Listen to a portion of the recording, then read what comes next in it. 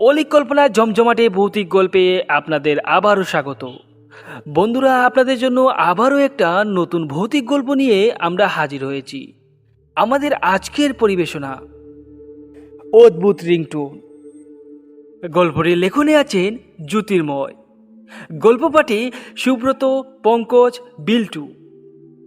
চলুন আর দেরি না করে শোনা যাক আমাদের আজকের গল্প অদ্ভুত রিংটোন।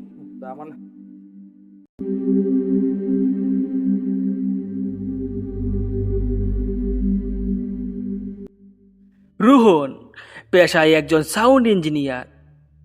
শব্দটা তার কাছে শুধু শোনার বিষয় নয়, এক গভীর অনুভূতির নাম। পুরনো সুর, রেকর্ডারের মধ্যে লুকিয়ে থাকা ইতিহাসের ফিসফিসানি, এইসব তাকে টানে। তাই শনিবারের পুরনো জিনিসের হাটে সে যখন নোকিয়া 3310 ফোনটা দেখল, তার চোখে উৎসুক জ্বলসে উঠল। বহু পুরানো ফোনটা প্রায় বাতিলই হয়ে গেছে, কিন্তু বিক্রেতা বলল এর মধ্যে নাকি এক অদ্ভুত রিংটোন আছে, যা শুনলে লোকেরা পাগল হয়ে যায় সেই রিংটোনের মাধুর্যে। আরে স্যার, দেখুন না, ফোনটা অনেক পুরনো হলেও এই ফোনের মধ্যে সুরালো একটা রিংটোন আছে।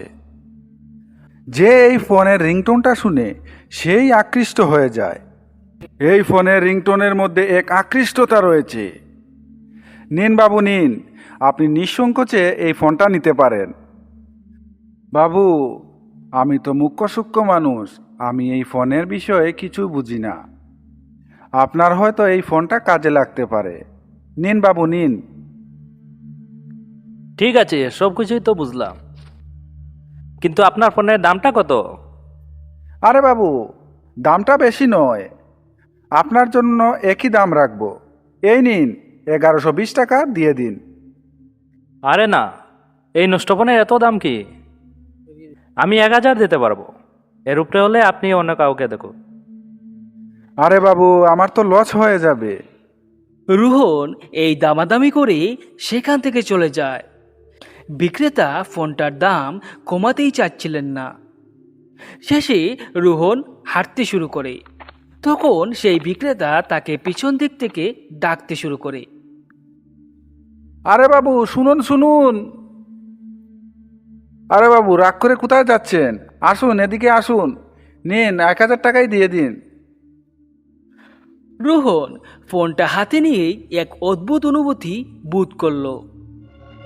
সে হাতে নিয়ে ফোনটা খুশি মনেই বাড়ি চলে আসলো।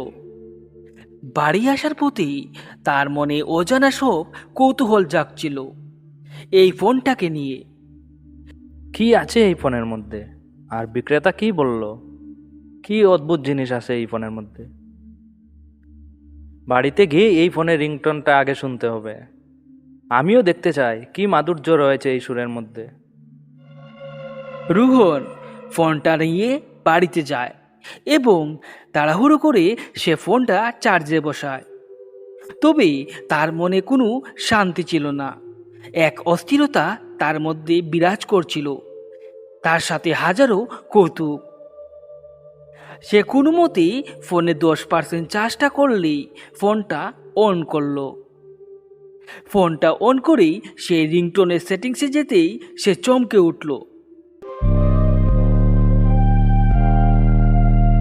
সত্যি রিংটোন হিসাবে একটা সুর সেট করা রয়েছে সেই ফোনের মধ্যে। সেই রিংটোনটা সে আর আগে কখনো শুনেনি। এক অদ্ভুত সুর রয়েছে তার মধ্যে। সুরটা খুব সংক্ষিপ্ত, কিন্তু তার মধ্যে রয়েছে এক গভীরতা, বিষণ্ণতা আর এক অদ্ভুত মুগ্ধতা মিশানো, যেন বহু যুগ ধরে কোনো মানুষ কান্না করে যাচ্ছে।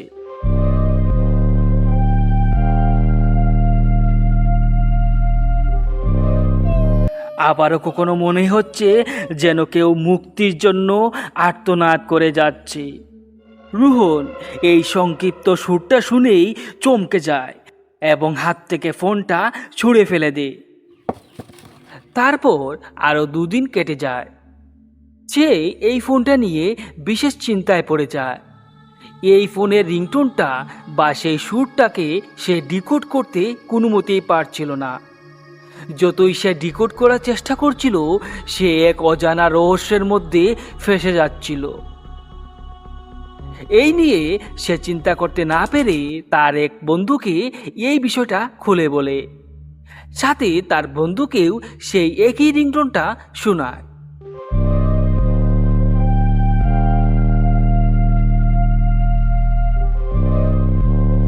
তার বন্ধুও সেই অদ্ভুত সুরটা শুনে চমকে যায়। সেও বলে, বন্ধু, এরকম অদ্ভুত সুর তো আমার বাপের জন্মেও শুনিনি। সুর নিয়ে আমরা কতই না কাজ করি, কিন্তু এরকম সুর তো আগে কখনো শুনিনি। এই সুরটা শুনে আমার শরীরে তো রুম শিউরে যাচ্ছে। মনে হচ্ছে অনেক চাপা আর্তনাদ লুকিয়ে রয়েছে এই অদ্ভুত সুরের মধ্যে। আমি তোকে একটা ভালো কথা সাজেস্ট করব। তুই এই ফোনের রিংটোনটা এবং এই ফোনটা থেকে দূরে থাক। আমার এই ফোনটাকে সুবিধের মনে হচ্ছে না। এই বলে তার বন্ধু সেখান থেকে চলে যায়। তবে রোহন হাল ছাড়ার পাত্র নয়। সে মনস্থির করে, না, যা হবার হবে, এই শব্দটাকে আমি ডিকোড করেই ছাড়বো।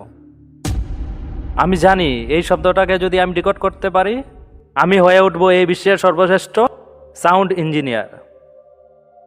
রোহনের এই কথার পিছনে তার চোখে এক অদ্ভুত হাসি, এক অদ্ভুত টান, এক অদ্ভুত খিদে দেখা গেল।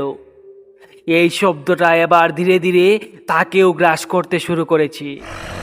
এই শব্দের টানে সে আর কোনো জায়গায়ও যেতে পারে না। সারাটা দিন শব্দটা নিয়েই বসে থাকে এবং তাকে ডিকোড করার চেষ্টা করে। সে তার প্রিয় বন্ধু বান্ধব সমস্ত কিছুই ছেড়ে দিয়েছে। দিন রাত এক করে সে শুধু এই শব্দটাকেই ডিকোড করে যাচ্ছে। দিন প্রতিদিন রোহনের ব্যবহার এবার অন্যরকম হয়ে যাচ্ছে। সে পাগলমুর মতো সেই ফোনটাকে নিয়ে বসে থাকে। এই নিয়ে তার মা বাবাও এবার চিন্তায় পড়ে যান। তার কোনো কাজে তার মা বাবা কখনো বাধা দেননি। তবে তার এইভাবে ব্যবহার দেখে তার মা বাবা তার কাজে বাধা দিতে আসেন। তার বাবা তাকে বলে ওঠেন, বাবা, তুই কি করছিস এসব? সারা দিন রাত বসে বসে শুধু মোবাইলটা নিয়েই বসে আছিস। আমি কয়েকদিন ধরে লক্ষ্য করছি তুই খাওয়া দাওয়া সব বন্ধ করে শুধু এই ফোনটা নিয়েই বসে থাকিস। আর ফোনের মধ্যে কি এক অদ্ভুত শব্দ শুনিস, আমি তো কিছুই বুঝতে পারছি না। বাবা, তুমি এইসব বুঝবে না। এটাই আমার সফলতার চাবিকাঠি। এই শব্দটা যদি আমি ডিকোড করতে পারি, তাহলে আমার ভাগ্যের চাবিকাঠি খুলে যাবে। তুমি এখন যাও, আমাকে আমার কাজ করতে দাও। তারপর তার বাবা সেই ঘরে বসেন এবং তার মাকেও ডেকে আনেন এবং তারা দুজন মিলে রোহনকে বোঝান, দেখো বাবা, সব কিছুই আমাদের হাতে থাকে না, কিছু কিছু জিনিস উপরওয়ালার হাতে থাকে। তুমি একটা কাজ নিয়ে দিনরাত বসে আছো, তাতে তোমার শরীরও ক্ষতি হচ্ছে। আর তোমার এই অবস্থা দেখে আমাদেরও ভীষণ চিন্তা হচ্ছে। তুমি এই ফোনটা রেখে দাও আর অন্য একটা প্রজেক্টের উপর কাজ করো। এতে তোমারও মন খুশি থাকবে আর আমাদেরও মন ভালো থাকবে। তার মা বাবার এরকম বোঝানোর পর সেও বুঝতে পারে। সে মনে মনে ভাবে, সত্যি কিছু জিনিস সবার হাতে থাকে না। এরকম চিন্তাভাবনা নিয়ে সে ফোনটা রেখে দেয় এবং তার মা বাবাকে কথা দেয়। ঠিক আছে বাবা, আজ থেকে এই ফোনটা আর ধরবো না। আর এই ফোনের রিংটোনটাও কখনো ডিকোড করতে চেষ্টা করব না। এই বলে সে ফোনটা তার ঘরের একটা ড্রয়ারের মধ্যে রেখে দেয় এবং তার মা বাবার সাথে হাসি খুশিভাবে কথা বলতে শুরু করে। সেদিন রাত্রিবেলায় সবাই একসাথে মিলে খাবার দাবার শেষ করে যে যার রুমে চলে যায়। রোহনও তার বিছনায় চলে আসে। রাত্র তখন প্রায় 11টা বাজে। রোহনেরও শরীরটা অচেতন হয়ে আসে। সেও তার হাতে রাখা ফোনটা তার মাথার পাশে রেখে দেয় এবং সে তার অচেতন অবস্থায় শুয়ে থাকে।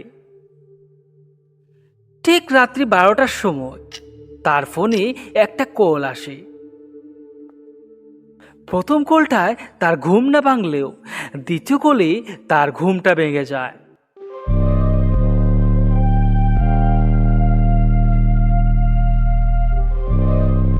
তবে ঘুমটা ভাঙার সাথে সাথেই সে চমকে ওঠে, কারণ সেই রিংটোনটা তার ফোনের ছিল না। সে এবার পাগলের মতো অধিক খুঁজতে থাকে কোথা থেকে বাজছে সেই অদ্ভুত সুরটা। সে হঠাৎ তাকিয়ে দেখে তার ফোনের মধ্যেই সেই অদ্ভুত রিংটোনটা বেজে উঠেছে। এবার ফোনটা বাজার সাথে সাথেই সমস্ত ঘরের ভিতর যেন এবার হিম জমতে শুরু করেছে। এটা কি হচ্ছে তার সাথে সে কিছুই বুঝতে পারছে না। সে শুধু ভাবছে এসব কি হচ্ছে। সে কি ঘুমের মধ্যে কোনো স্বপ্ন দেখছে না বাস্তব। সে জোরে তার হাতে একটা চিমটি কাটে, তবে সে চিমটি কাটেই বুঝতে পারে এটা কোনো স্বপ্ন নয়, এটা বাস্তব। সে এটাই বুঝতে পারছে না তার আইফোনের মধ্যে নোকিয়া 33-এর রিংটোনটা কিভাবে আসলো, কে সেট করলো তার ফোনে এই রিংটোনটা। সে তো নোকিয়া 33 ফোনটা ড্রয়ারের মধ্যে বন্দি করে রেখেছিল। সত্যি এই ফোনের মধ্যে কোনো অলৌকিক শক্তি রয়েছে যা ধীরে ধীরে তাকে গ্রাস করে যাচ্ছে। পরদিন সকালবেলা সে যখন ঘুম থেকে উঠছিল না, তার মা বাবা তাকে ডাকতে যান। তাদের ডাকে সে সাড়া না দেওয়ায় তারা চিন্তিত হয়ে যান এবং তারা দুজন ঘরের দরজাটা ভেঙে তার ঘরে প্রবেশ করেন এবং তারা ঘরে প্রবেশ করেই এক অদ্ভুত দৃশ্য দেখতে পান।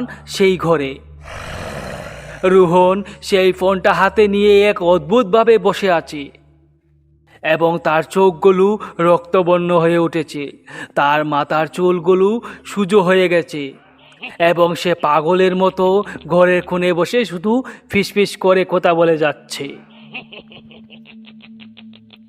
প্রথমেই তার মা বাবা মনে করেছিলেন তাদের ছেলে হয়তো পাগল হয়ে গেছে, কিন্তু তার বন্ধু যখন তার এইসব খবর জানতে পায়, সে তাদেরকে এসে বলে, মাসি, রোহনের এরকম অবস্থার পিছনে তার এই ফোনটাই দায়ী। সে আমাকে প্রথমে দেখিয়েছিল সে হাট থেকে কোনো এক বিক্রেতার কাছ থেকে এই ফোনটা কিনে নিয়েছিল। এই ফোনের একটা রিংটোন আছে যা বড়ই অদ্ভুত। সে আমাকে শুনিয়েছিল, আমারও ভয়ে শরীরের লুপ শিউরে উঠেছিল।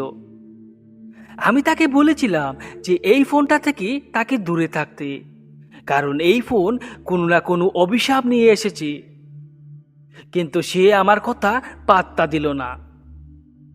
তারপর তার মা বাবা সহ তার বন্ধু সেই বিক্রেতার খুঁজে হাটে যান এবং অবশেষে অনেক খোঁজাখুঁজির পর সেই বিক্রেতাকে তারা পেয়ে যান এবং তাকে ধরে একটু চাপ দিতেই সে পরপর করে সমস্ত কথাই বলতে শুরু করে।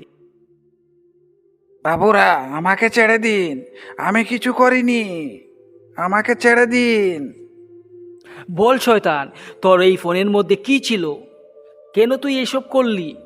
তোর এই ফোনের অলৌকিক ঘটনা আমাকে খুলে বল, নয়তো তোকে আজ এত উত্তম মাধ্যম দেব যে তুই বাপের জন্যে ভুলে যাবি ফোন বিক্রি করা।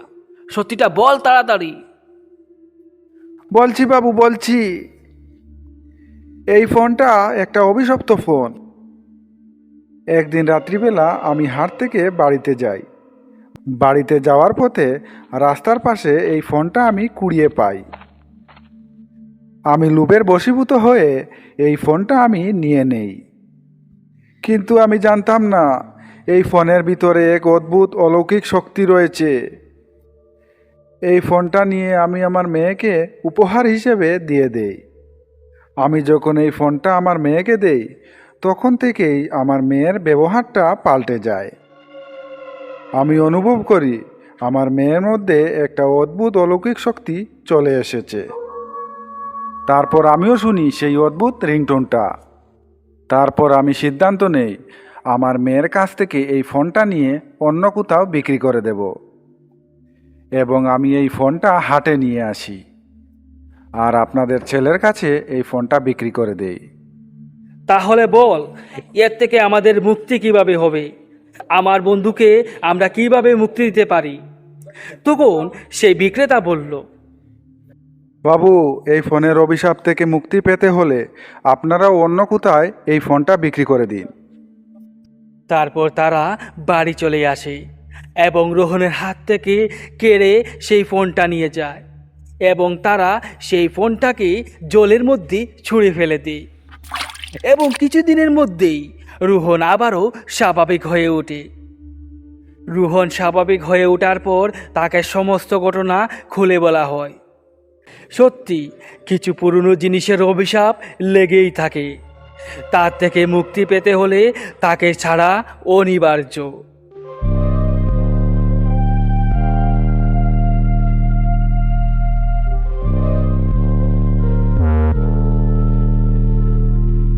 আপনারা এতক্ষণ শুনছিলেন আমাদের আজকের গল্প অদ্ভুত রিংটোন। গল্পটির লেখনে আছেন জ্যোতির্ময়। আমাদের গল্পটা যদি আপনাদের ভালো লাগে তাহলে অবশ্যই আমাদের ইউটিউব চ্যানেলটাকে লাইক এবং চ্যানেলটাকে সাবস্ক্রাইব করে যেতে ভুলবেন না। দেখা হচ্ছে আবারও কোনো নতুন ভৌতিক গল্পে। ততক্ষণের জন্য সবাইকে শুভরাত্রি।